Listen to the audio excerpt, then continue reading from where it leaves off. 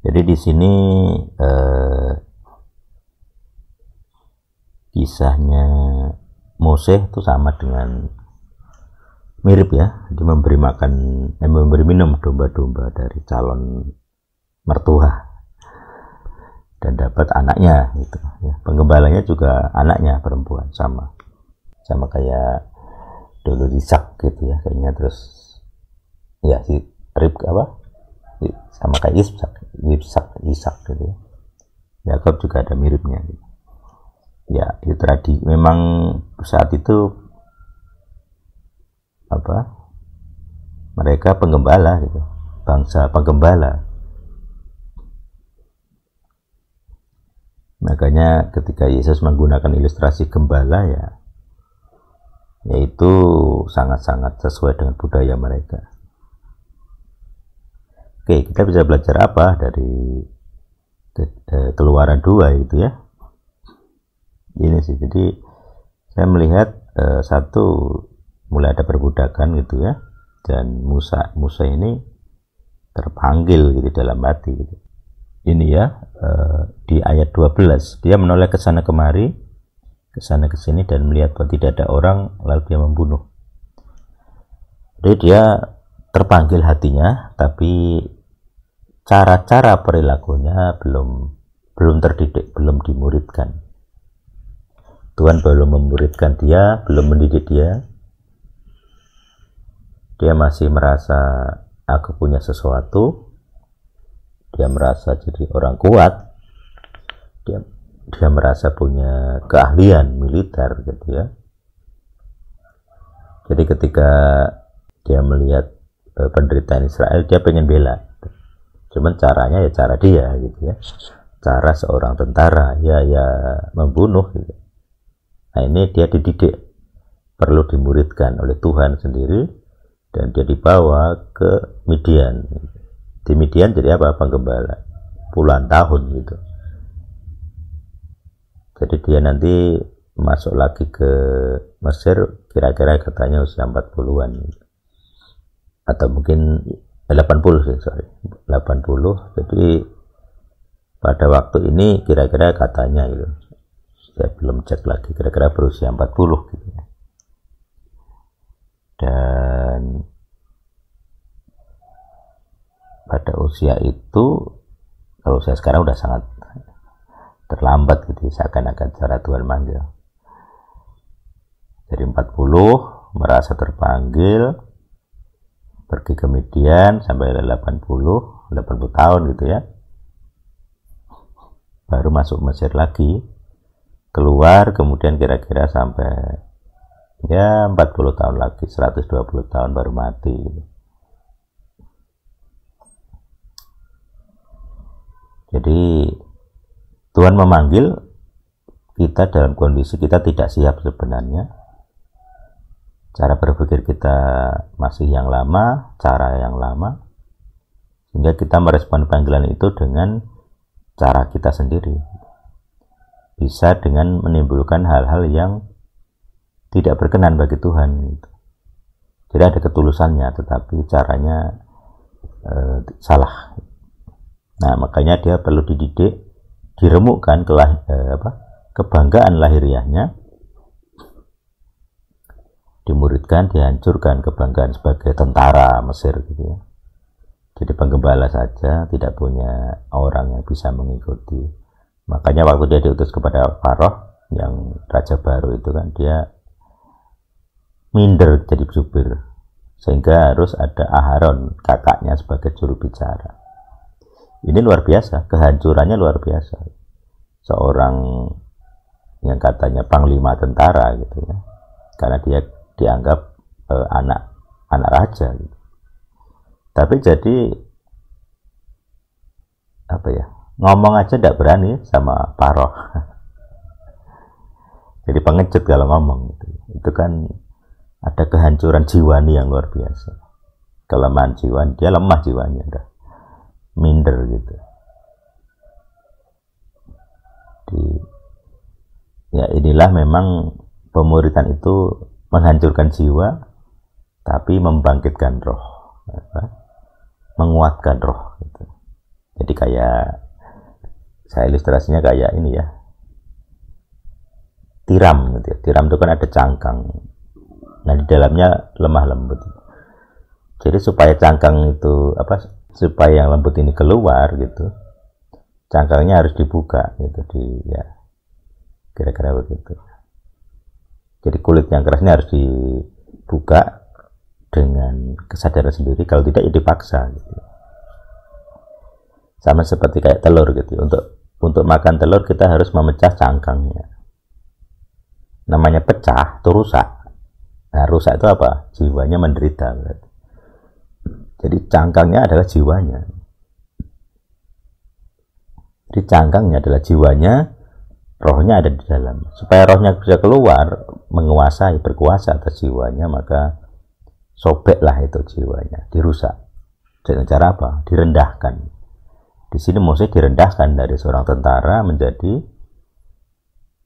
penggembala domba. Padahal di kalangan Mesir, penggembala domba, ternak itu kehinaan gitu.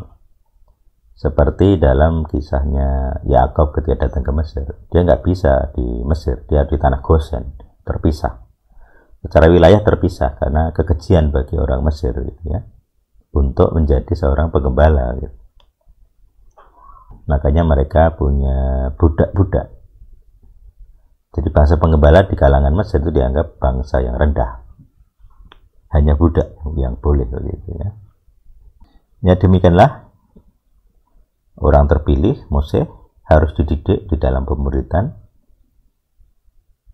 direndahkan, dihancurkan kebanggaan lahiriahnya, baru bisa dipakai Tuhan untuk maksud yang mulia.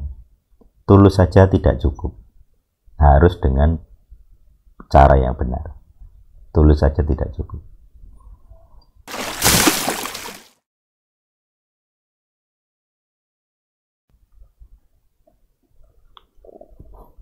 Sahabat Shalom, kita berjumpa kembali dalam Translation Diary. Kali ini dari Keluaran pasal 2.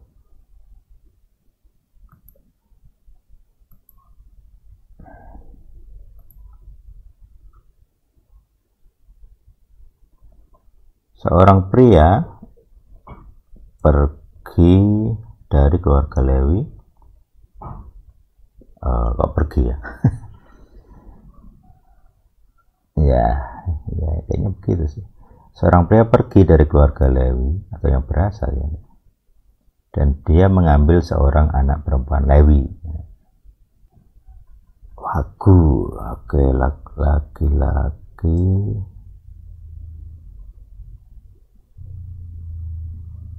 berasal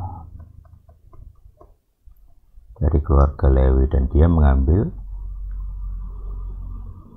ini memperistri ya, mengambil seorang anak perempuan Lewi. Wanita itu mengandung lalu melahirkan seorang anak laki-laki.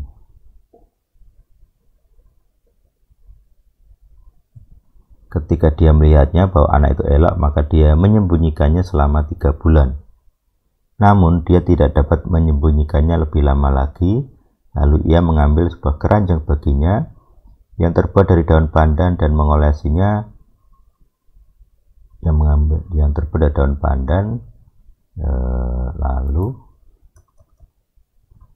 lalu mengolesinya dengan damar dan tir. Dia meletakkan bayi itu ke dalamnya dan menaruh keranjang itu di antara suf di tepi sungai Nil. Suf itu ini ya, kayak tanaman-tanaman gitu. Agak susah diterjemahkan juga ini apa ya. Mungkin kayak rumput, nah kira-kira begitu. Kakak perempuannya berdiri di tempat yang agak jauh untuk melihat apa yang akan dialami oleh bayi itu.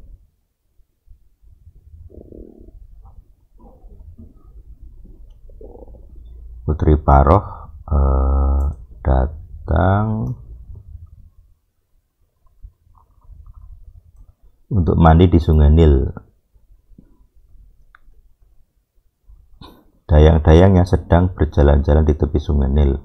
Lalu Putri Paroh itu melihat keranjang yang ada di tengah sup itu dan menyuruh wanita pelayannya sehingga dia pun mengambilnya. Lalu ia membukanya dan melihat bayi laki-laki itu, dan tampaklah bayi itu menangis. Dia merasa kasihan pada bayi itu dan berkata, ini tentulah salah seorang anak orang Ibrani. Ternyata kakak perempuannya langsung masuk ya.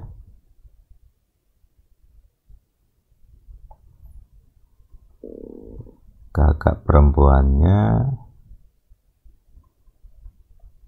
berkata kepada putri Paroh, bolehkah aku pergi dan memanggilkan bagimu seorang wanita dari orang Ibrani yang dapat menyusui, supaya dia dapat menyusui bayi itu bagimu. Memang sudah di skenario ya. Putri Paroh itu menjawab kepadanya, pergilah. Gadis itu pergi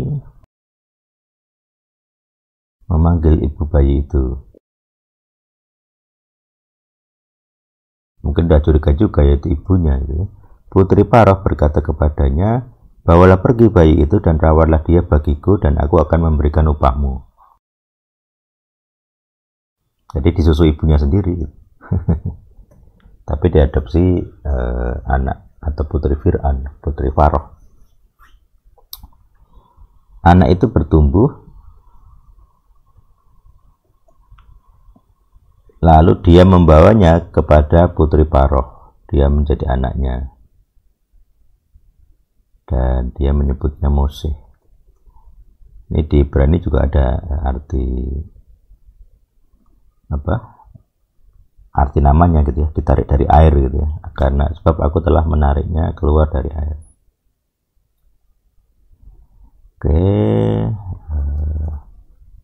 Terjadilah pada waktu itu Mose pun menjadi dewasa, dan dia pergi kepada saudara-saudaranya serta melihat kerja paksa mereka. Dia melihat ini mandor itu ya. Dia melihat seorang Misraim yang sedang memukuli seorang Ibrani, salah seorang dari saudaranya itu.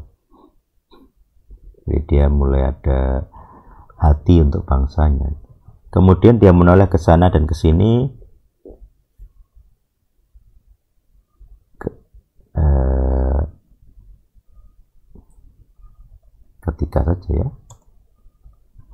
ketika melihat bahwa ada dia ya. Kemudian dia menoleh ke sana ke sini,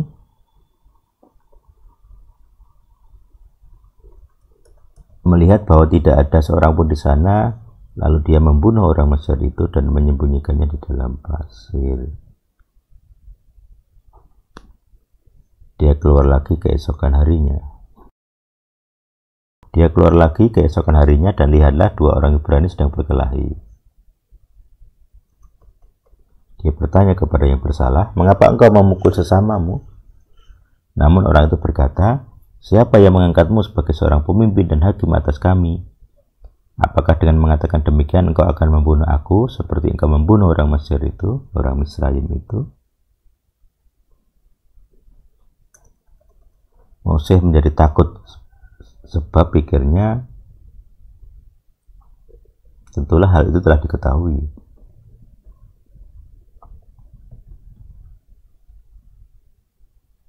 Paroh mendengar itu, lalu ia berupaya untuk membunuh Mose. Namun Mose melarikan diri dari hadapan Paroh dan tinggal di tanah Midian.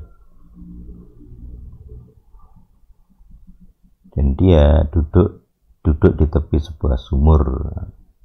Ini mirip kayak ini ya, kayak Yakob dulu ya, memberi minum domba. Jadi ada Kohen atau imam di Midian, itu mempunyai 7 anak perempuan.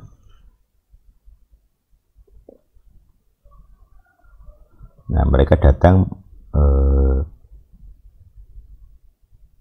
menimba air gitu ya, para penggembala perempuan ini ya, menimba air dan mengisi palungan untuk memberi minum kawanan domba bapaknya. Kalah dengan para lelaki gitu ya. para gembala datang mengusir mereka pergi.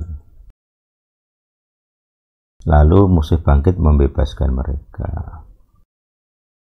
Kemudian memberi minum kawanan domba mereka. Di Rehuel ini ya. Mereka tiba di rumah Rehuel bapak mereka dan dia berkata, "Mengapa kamu sekalian pulang terburu-buru hari ini?" Cepat sekali pulangnya. Biasanya antri kan. Mereka berkata, "Seorang pria Misraim telah menolong kami dari gangguan para gembala. Dia juga menimba air untuk kami dan memberi minum kawanan ternak." Lalu ia berkata kepada putri-putrinya, "Di manakah dia?" Lalu, "Mengapa kamu meninggalkan orang itu? Panggilah dia dan ajaklah dia makan roti." Ramah sekali, calon mantu. Mose bersedia tinggal di rumah orang itu, lalu ia memberikan putrinya Sipora kepada Mose. Langsung jadi mantu. Cuma satu ayat. Dia melahirkan seorang anak laki-laki dan menyebut namanya Gersom. Kemudian dia berkata, "Aku telah menjadi seorang pengembara di negeri lain."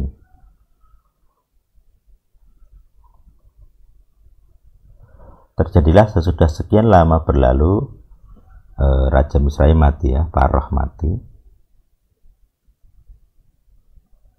Udah berapa lama itu nanti, puluhan tahun itu.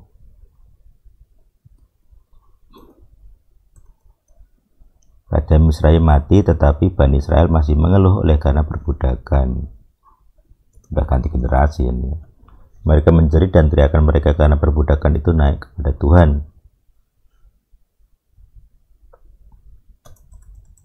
Tuhan mendengar keluh kesah mereka dan ia teringat akan perjanjiannya.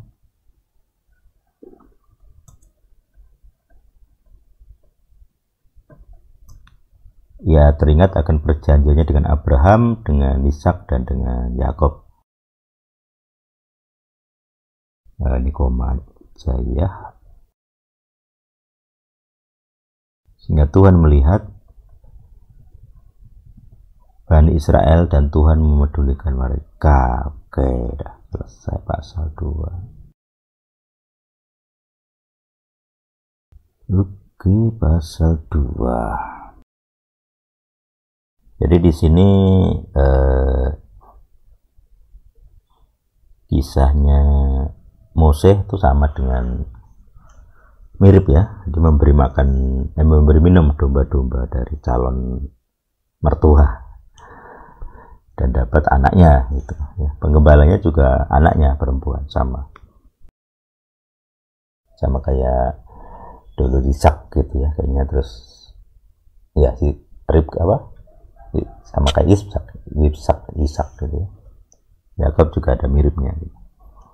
Ya itu tadi memang saat itu mereka penggembala gitu, bangsa penggembala. Makanya ketika Yesus menggunakan ilustrasi gembala ya, yaitu sangat-sangat sesuai dengan budaya mereka. Oke, kita bisa belajar apa dari Keluaran 2 itu ya? Ini sih, jadi saya melihat satu, mulai ada perbudakan gitu ya, dan Musa ini terpanggil gitu dalam hati gitu. Dia terpanggil ini ya, di ayat 12 dia menoleh ke sana kemari, ke sana ke sini dan melihat bahwa tidak ada orang, lalu dia membunuh. Jadi dia terpanggil hatinya, tapi cara-cara perilakunya belum terdidik, belum dimuridkan. Tuhan belum memuridkan dia, belum mendidik dia. Dia masih merasa aku punya sesuatu. Dia merasa jadi orang kuat. Dia merasa punya keahlian militer gitu ya. Jadi ketika dia melihat penderitaan Israel, dia pengen bela. Cuman caranya ya cara dia gitu ya. Cara seorang tentara ya membunuh gitu. Nah ini dia dididik perlu dimuridkan oleh Tuhan sendiri, dan dia dibawa ke Midian. Di Midian jadi apa? Penggembala puluhan tahun gitu. Jadi dia nanti masuk lagi ke Mesir kira-kira katanya usia 40-an gitu.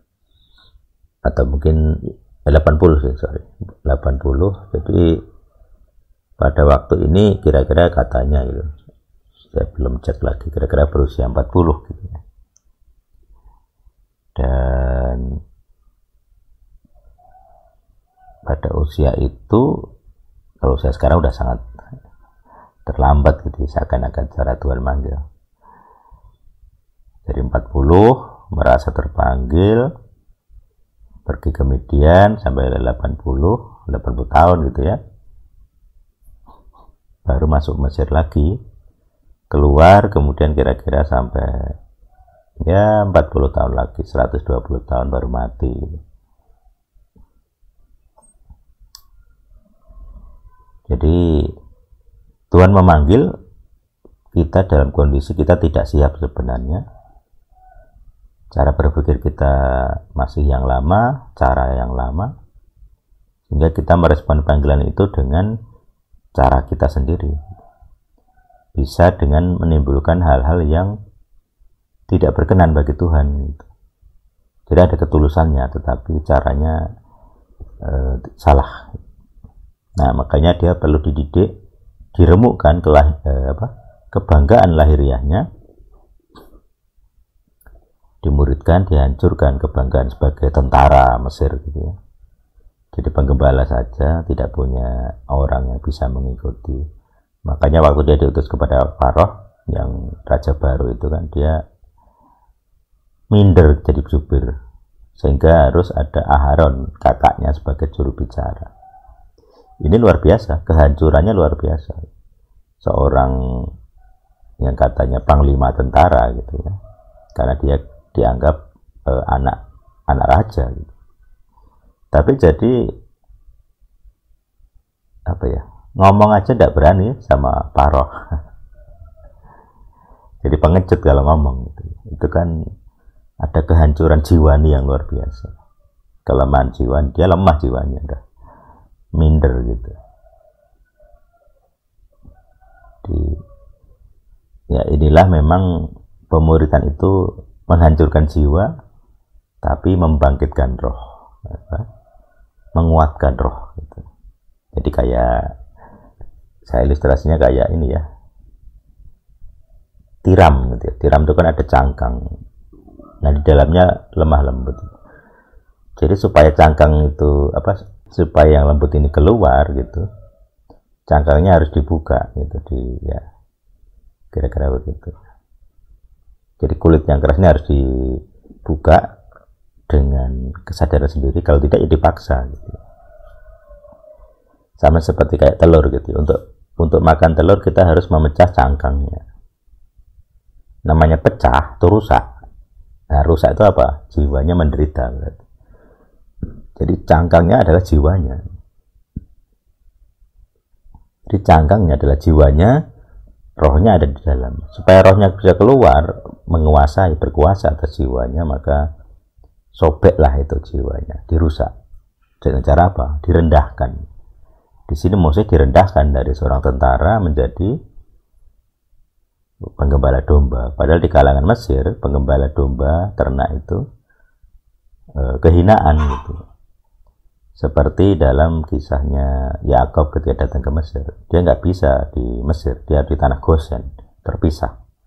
Secara wilayah terpisah karena kekejian bagi orang Mesir gitu ya, untuk menjadi seorang penggembala gitu. Makanya mereka punya budak-budak. Jadi bangsa penggembala di kalangan Mesir itu dianggap bangsa yang rendah. Hanya budak yang boleh begitu ya. Ya demikianlah orang terpilih Mose harus dididik di dalam pemuridan, direndahkan, dihancurkan kebanggaan lahiriahnya, baru bisa dipakai Tuhan untuk maksud yang mulia. Tulus saja tidak cukup, harus dengan cara yang benar.